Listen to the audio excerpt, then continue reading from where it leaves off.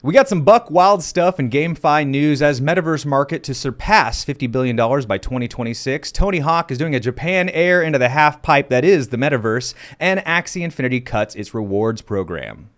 And for our first story, BGA Games and DappRadar show blockchain gaming is bucking the bear market. And yes, I agree with you guys. Just even look at the story of today's episode. It's all about play-to-earn games and how even blockchains that are way down the list, Wax is ranked 130th on CoinMarketCap, and even it is throwing strong numbers in the play-to-earn ecosystem. So the proof is in the pudding. Statistics don't lie. The play-to-earn game mechanics and economic fundamentals are such that it might actually be a lifeline for a lot of these blockchains, Solana, Avalanche, Polygon, Ethereum.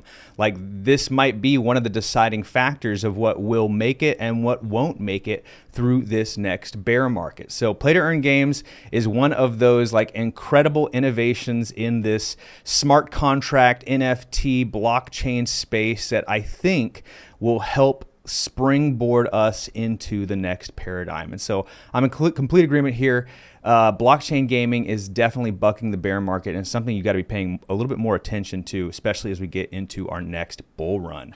Metaverse market share to surpass 50 billion by 2026. I mean, if you just really think about the numbers here, you know, even in a conservative fashion, by 2026, we will be in our next bull run. And so in this past bull run, Bitcoin made it to about $1.5 trillion market cap. The entire cryptocurrency market was about $2.5 trillion. And so let's just assume we only 2x from here. Well, some people think it's going to be a 3x, but 2x from here, right? We double and go from Bitcoin being $1.5 trillion to $3 trillion, the entire market's maybe $5-6 trillion. And if that's the case in 2026, 50 billion is shekels. That's spare change. That's lint money. You know what I'm saying? We're going to buy milk cartons and pizza down at the old malt shop with our girlfriends in 1950. That's the kind of money we're talking about here with $50 billion. And so absolutely. And then couple that with the previous article about play to earn games is bucking the bear market. Like, that might be the mechanics to which the metaverse thrives and we continue pushing forward. And so I completely agree with this. $50 billion, that might be an underestimate of where it is by 2026.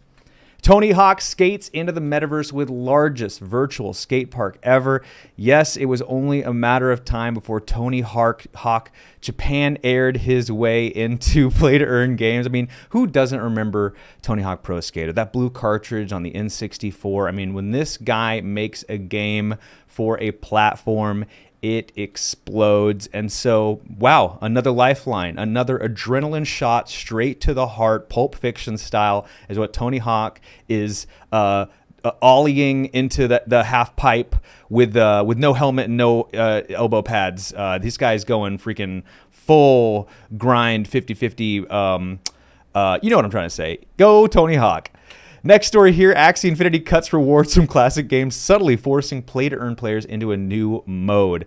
What I'm extrapolating from this article is like Axie Infinity used to be the game of the players, the biggest game in the space. Everyone was flocking to Axie Infinity. You couldn't look anywhere without hearing about it. Good news every single day. But it's that old story of like you become the hero long enough that you eventually become the enemy. I know I'm screwing that up, but they literally were the top dog, and now they have a target on their back. Everyone hates them. They're getting all kinds of smear campaigns against them. And the truth is they're just trying to fine-tune the economics because this bear market really surprised a lot of people, and they were maybe paying out too much in the early days, and now they have to taper things off. And whenever you take things away from people, it really frustrates them.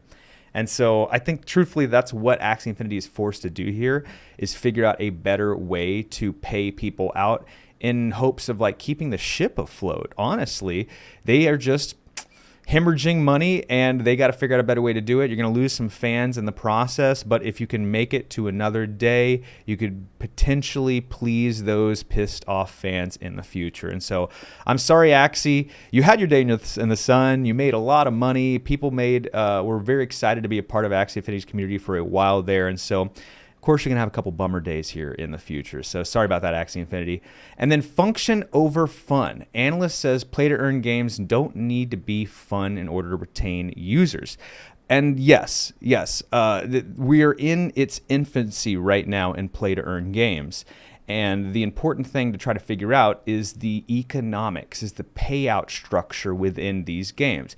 There are plenty of fun games that already exist. If you want to play a fun, super addicting game, there are hundreds of them across every single platform. Like, that should not be the focus of play-to-earn games right now. Figure out this machine, you know, the economic mechanics that work and are sustainable, especially during a bear run. And then if you want to make a fun game on the back of it, there's a billion different options. Just copy any of them. If you want to make a first-person shooter or role-playing game or you name it, that already exists. And if you do the economics right, you could probably just buy whatever game you're trying to copy. And so I completely agree here. We are too early on. You need to foster what is important about this system. And it's not making fun games that are entertaining, that you know, pluck nostalgic heartstrings anyway. It's get the economics right, get the mechanics right, and the rest will follow. That's what makes these games special, and that's what they need to focus on.